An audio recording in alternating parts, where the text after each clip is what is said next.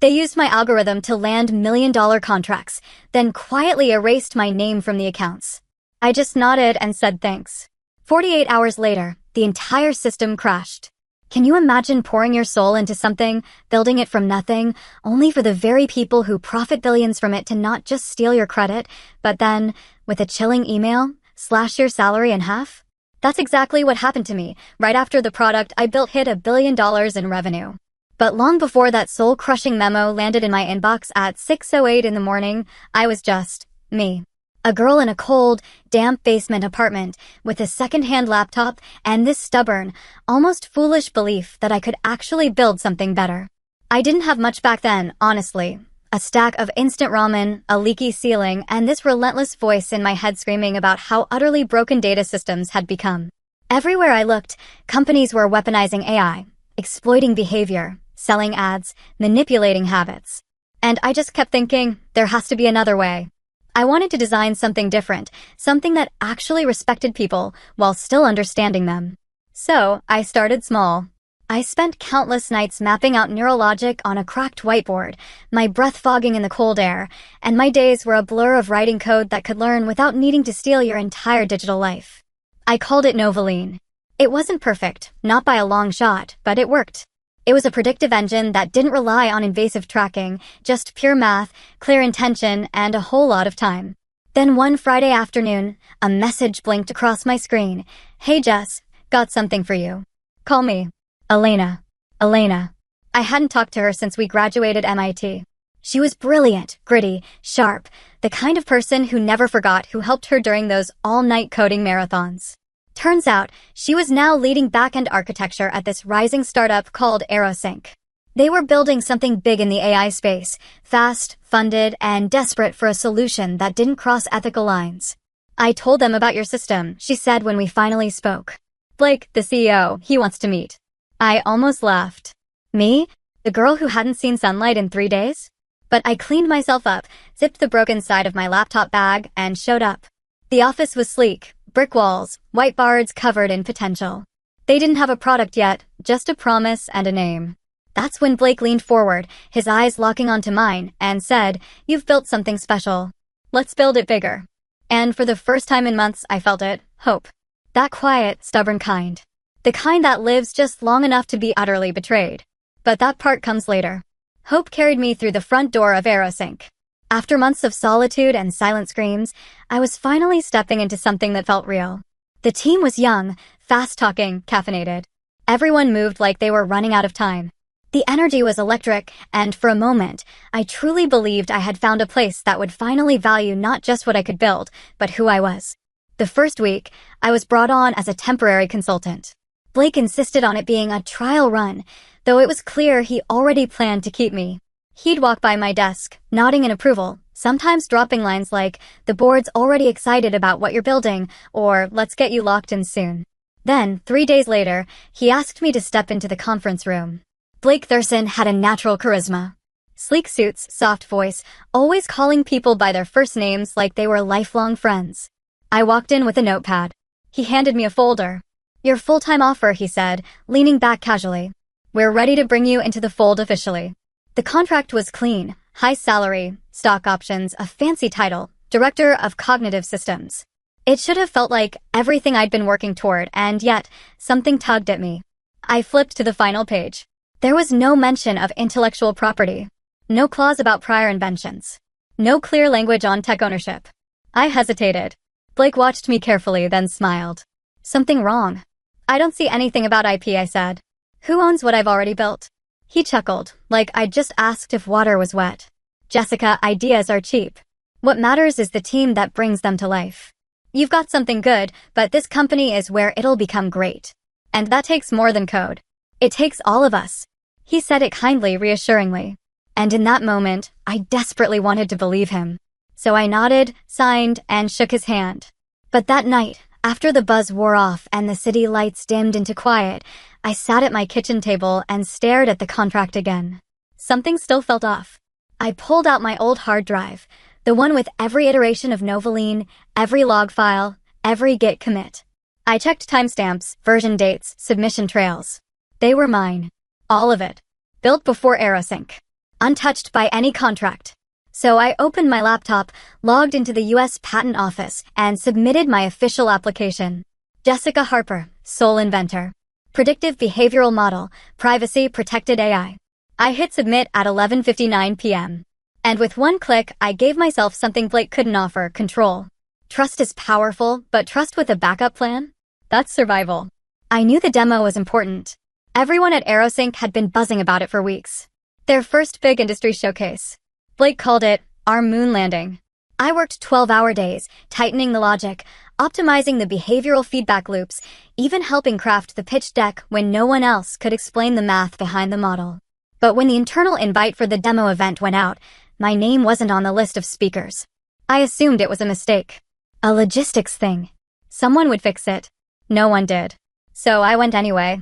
I took a back row seat in a cold, dark conference hall, filled with hundreds of venture capitalists, reporters, and tech leaders.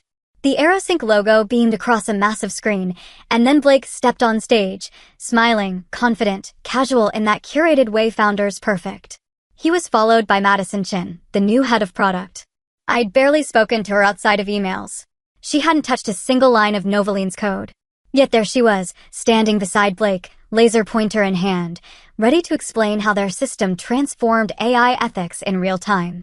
The screen changed, slide after slide, algorithm flows, diagrams, visuals I had drawn in my apartment at 2 a.m. months ago. My framework. My logic. No mention of me. Not a word. I sat there, frozen, gripping the conference badge around my neck like it might anchor me to something solid. People clapped. Cameras flashed. And somewhere deep inside, something cracked. I wanted to leave, but I couldn't move. I couldn't even blink properly. And then my phone buzzed. A message from Elena. Just one photo, a screenshot of the original slide deck, my name clearly labeled at the bottom right of every page. Underneath the image, she wrote, "I didn't know they were going to do that. I'm sorry." I stared at the message until the screen blurred. They hadn't just taken the credit, they had erased me. Deliberately. Completely. When Blake wrapped up the presentation, he waved toward the screen like it was an afterthought. "This," he said, "is what happens when brilliant teams work together." I didn't clap. I didn't cry. I just got up, walked out into the lobby, and realized something I hadn't wanted to admit before. This wasn't my team. Not really. I had given them my mind, my nights, my best work. And in return, they'd taken my name off the story. And that hurts in a way even betrayal doesn't fully explain. The email came in at 6:08 in the morning. No greeting. No explanation. No call before, no follow-up after. Just a cold string of words buried inside HR language. Due to internal restructuring, your compensation has been realigned to reflect new operational priorities. Effective immediately, your base salary has been reduced by 42%. I reread it 3 times, then stared at the ceiling of my apartment, too stunned to feel anything at first. $1 billion valuation just hit the company dashboard the night before. My model had powered that. My system was the backbone of their success. And they cut my pay. I showed up at the office anyway. Maybe someone would say something. Maybe it was a mistake, a technical glitch. I told myself all sorts of stories on the elevator ride up to the 30th floor. But when I walked in, no one looked at me differently. No one said a word. Like it hadn't even happened. The weekly all-hands meeting was scheduled for 9 o'clock sharp. The entire company filed into the open atrium. I sat near the back, clutching my notebook with white knuckles. Blake stepped up to the mic, his usual charming smirk in place. "We've had an extraordinary quarter," he began, eyes scanning the crowd like a proud general, "and part of leading well means putting resources where they drive the most return. That's why we're investing more into the teams who bring real, scalable value." There was no mention of cuts. No mention of who had paid the price. Just applause, backslaps, a carefully curated speech about efficiency and vision. But it didn't end there. Later that afternoon, Elena sent me another message. A photo this time. From the rooftop. Champagne. Custom banners. The engineering team, the new engineering team, was celebrating their performance bonus milestone. One I never knew existed. I looked at the budget document she attached. I shouldn't have seen it, but there it was, in plain text, budget reallocation sourced from Department 9 Cognitive Systems, J. Harper. They took my salary and poured it into a rooftop party for people who didn't even understand how the core model worked. That was the moment the humiliation finally settled in. Not loud or dramatic, but sharp and cold, like standing in the rain in your best dress and realizing no one's coming for you. I wasn't invisible. I was disposable. And the worst part? They didn't even care enough to lie to me in person. They let the system hit send. I used to be in every meeting, product syncs, strategy calls, late-night war rooms when a system bug sent everyone into panic mode. People listened when I spoke, not because they had to, but because they knew I had built the thing they were all standing on. Then one Monday morning, my calendar was blank. At first, I thought it was a sync error. I refreshed. Logged out. Logged back in. Nothing. No invites. No group threads. Not even the bi-weekly architecture review I had led for the past 6 months. Then I checked my email. Dozens of old conversations, threads I'd contributed to, technical debates I'd won, were now read-only. I couldn't reply. Couldn't forward. Couldn't even tag myself back in. I walked to the IT desk, trying to sound casual. Hey, I think something's wrong with my access. The guy didn't even look up, just mumbled, security policy updates, and pointed to a vague memo on his screen. That afternoon, I sat through an all-hands I hadn't been invited to. I watched it from the stairwell, listening through the open crack of a conference room door. They were discussing product roadmap revisions without me. Nobody asked where I was. Nobody noticed. The silence was louder than anything Blake or HR could have said. I wasn't being punished. I was being erased. No confrontation. No justification. Just slow, surgical removal. That night, I stayed late. Pretended to work. At 8:37 in the evening, the floor was mostly empty. The cleaning crew hadn't even arrived yet. I opened my laptop, instinctively checking system health logs out of habit. Access denied. I tried again, using a manual path. Still blocked. Then my phone buzzed. Elena, you okay? I didn't know what to say. My fingers hovered over the keyboard. Before I could answer, another message came through. They've changed your privileges, but your old dev token is still alive. You used it during the sandbox test, remember? Attached was a system log export, a month's worth of backend behavior, CPU spikes, model calls, API chain links, all using my framework. Every core function still running on my original algorithm. They hadn't rebuilt anything. They hadn't replaced me. They just locked me out and kept running my system like I didn't exist. I opened a hidden terminal and plugged in the token Elena mentioned. To my surprise, it worked. I was in. The admin panel hadn't been touched. No new version names. No core refactor. The algorithm powering AeroSync's billion-dollar success? Still Novaline. Still mine. I leaned back in my chair, the room suddenly colder than it had been moments before. It was the strangest feeling, alone in a room I helped build, watching people I used to work beside pretend I'd never been there at all. I wasn't just isolated. I was surrounded and invisible. And yet, somewhere beneath that isolation, something else sparked quietly in my chest, proof they still needed me, even if they pretended they didn't. The truth had been sitting in a drawer beneath my bed the whole time. For weeks, I'd let myself believe I was powerless. That AeroSync could erase me and run my work without consequence. That Blake's charm and the boardroom silence carried more weight than the years I'd spent building Novaline from scratch. But all it took was one late night, one breath of clarity, to crack the illusion. I was alone in my apartment, lights off, laptop open. The only sound was the low hum of the city outside my window and the clack of keys as I pulled up my records. A folder marked Patent Docs Pending blinked back at me. I clicked. There it was, patent number 7942 IB. Title, Adaptive Behavioral Model Using Privacy-First Logic Layers. Inventor, Jessica Harper. Status, Approved. Active. Date of grant, 8 months ago. I stared at the screen for a long time, my pulse in my ears. The document was short, clinical. But to me, it read like a weapon forged in silence. I had done it. I'd followed through. Filed it. Protected it. And they had never once asked. Because Blake assumed that when you hire someone, you own them. Because no one ever imagined the quiet girl in the corner would read every line of her contract. Would protect herself before she needed to. I scrolled further. Attached to the filing was my original disclosure email, sent 3 days before I signed AeroSync's employment agreement. It included a PDF of my system outline, a GitHub link with early commits, and a timestamp. That email alone created a perfect legal firewall. Everything I'd built before signing belonged to me. Not AeroSync. Not Blake. Not the board. Me. The realization hit. like a clean gust of air in a room that had grown stale. I wasn't waiting to be rescued. I wasn't a discarded name in an HR system. I was the legal owner of the core engine that powered their entire product line. My name wasn't just on the code. It was on the law. I printed the patent, held it in my hands. It wasn't flashy, just black ink on off-white paper. But it was enough. Enough to stop them. Enough to take everything back on my terms. And for the first time in weeks, I didn't feel angry or small. I felt awake. They had cut my salary. They had locked me out. They had erased my name. But in trying to delete me, they forgot to check who actually held the keys. And now, I had all of them. The next morning, I didn't open my inbox. I opened a war room. I walked into an old co-working space I used to frequent, now almost deserted except for a few night owls and burned-out coders. I sat up at the far corner table, plugged in my laptop, and pulled out the patent printout. The ink still smelled fresh. Then I made the first call. To Daniel Roth, a soft-spoken intellectual property lawyer who looked more like a philosophy professor than legal counsel. We met briefly 2 years ago when I attended a privacy law seminar. He remembered me instantly.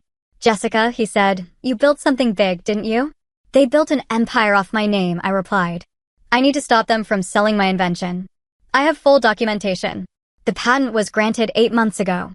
"Send it all," he said calmly. "This will take precision, not drama." By noon, I had a draft of the cease and desist. 5 pages of cold, legal fire, citing violation of U.S. Patent 7942 IB and demanding AeroSync immediately cease usage and commercial application of Novoline. The document didn't threaten. It warned. Still, stopping them wasn't enough. I wanted to rebuild. I wanted to take back what was mine, but better. So I made the second call. To Millen. She had once been AeroSync's chief of research. Sharp, methodical, deeply ethical. She was one of the few people in the early days who had taken time to understand Novoline beyond its surface value. We weren't close, but we had shared a mutual respect that didn't need words. She'd been ousted quietly 2 years ago, pushed out for being too academic, the usual dismissal reserved for anyone who refused to bend vision for investors. I found her number through an old Slack thread Elena had kept archived. With a deep breath, I hit dial. "Jessica May," she answered, surprised. "I'm calling as the legal owner of Novoline," I said. "And I have an idea." So, 20 minutes later, we were on a private video call. I explained everything, what AeroSync had done, the pay cut, the lockout, the patent. I showed her logs, evidence, strategy. "I have the system," I finished. "You have the people." May didn't blink. "Atlas Neural has been circling the problem for months," she said. "We couldn't match your system's learning speed without breaching ethical lines. But if we work together, I'm in. I want full transparency in the architecture," I said. "No black boxes. No exploitative backdoors." "Agreed." Then she smiled. It was small, but real. "You just gave me a reason to fight again." We set a plan in motion. A new version of the platform, NovaMind, would be built from scratch, using my core model, restructured under an ethics-first framework. I'd retain co-ownership. She'd lead the infrastructure team.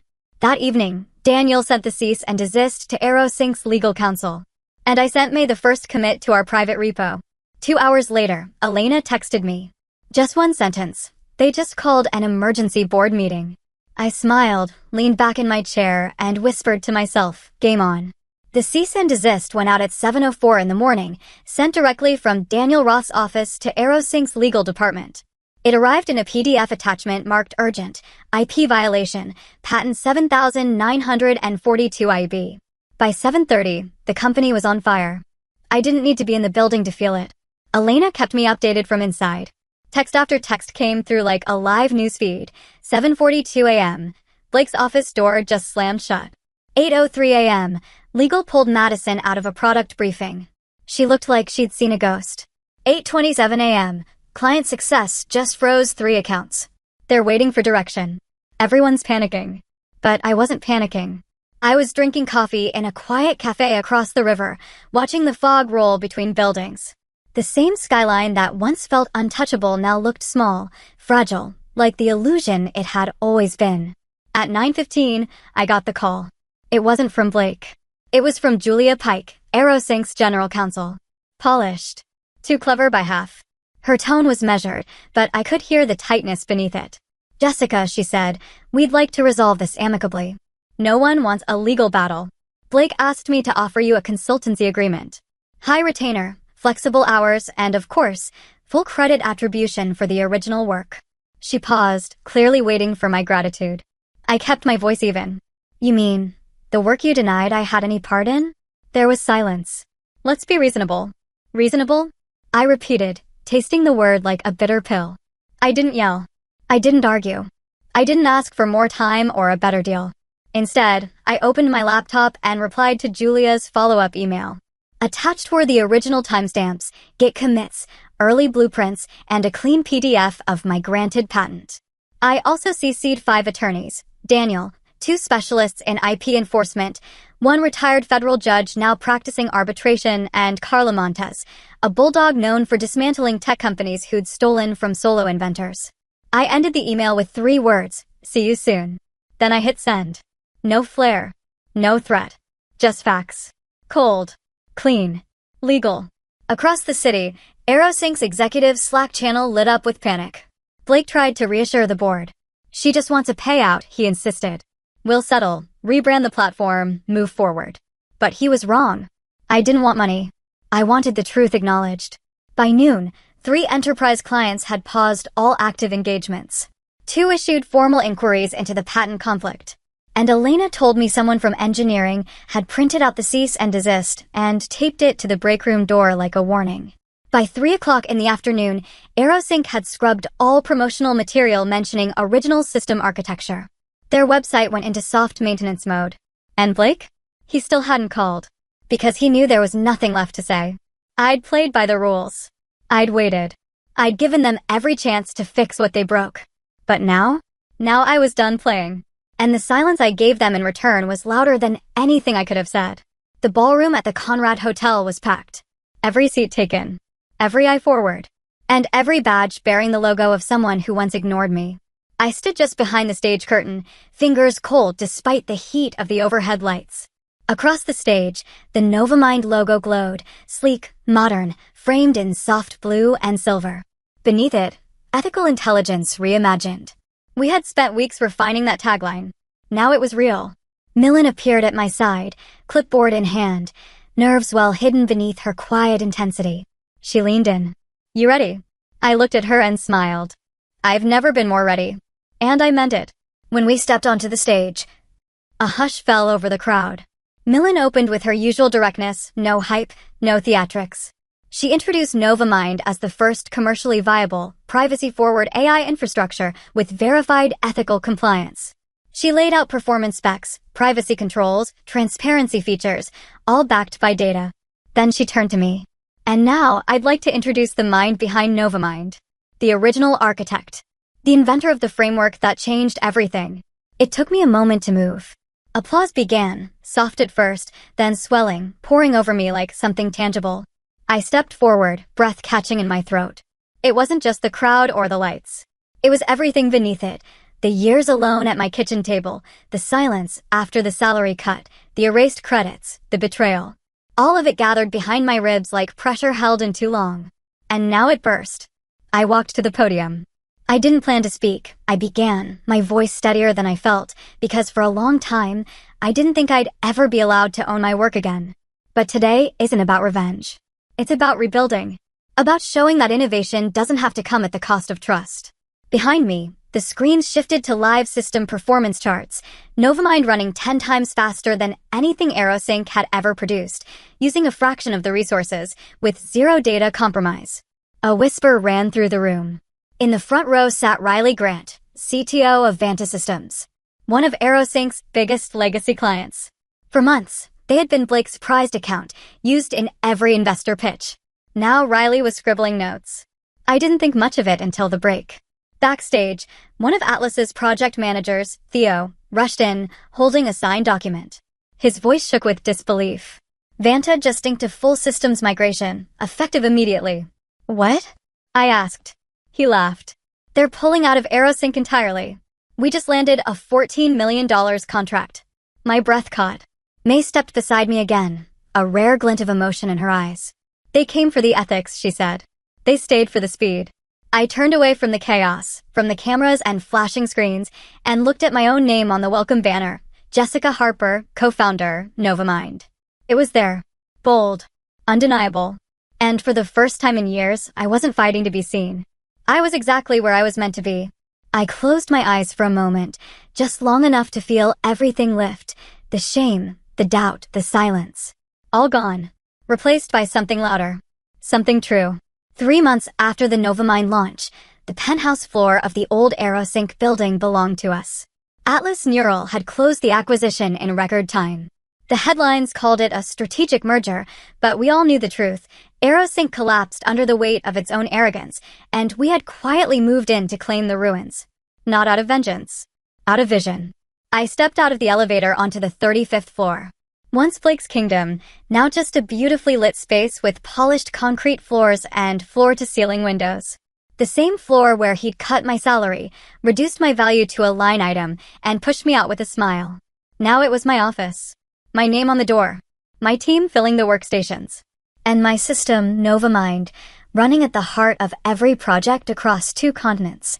I moved to the window, fingers grazing the edge of the glass desk, taking in the view that had once felt like a world just out of reach. The skyline hadn't changed, but I had. Behind me, Theo, our project manager, stepped in, clearing his throat softly. "Hey Jess," he said, "you might want to know. Blake Thurston's downstairs. Security says he's asking to speak with you. Just 5 minutes." I turned slowly, eyebrows raised. "He used my name?" "Exactly," Theo said. Said he just wants a conversation.